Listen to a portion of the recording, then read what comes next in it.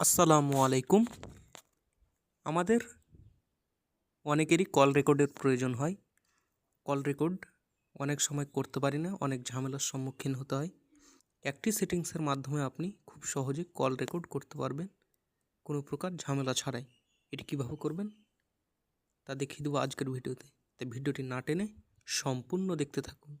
এজন্য সরাসরি আপনি ফোনে চলে আসবেন। ফোনে আসার পরে উপরের দিকে লক্ষ্য করবেন, এটাতে আপনি ক্লিক করবেন।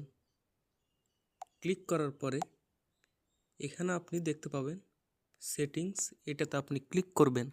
ক্লিক করার পরে নিচের দিকে স্ক্রল করবেন, করার পরে এখানে আপনি দেখতে পাবেন কল রেকর্ড, এটাতে আপনি ক্লিক করবেন।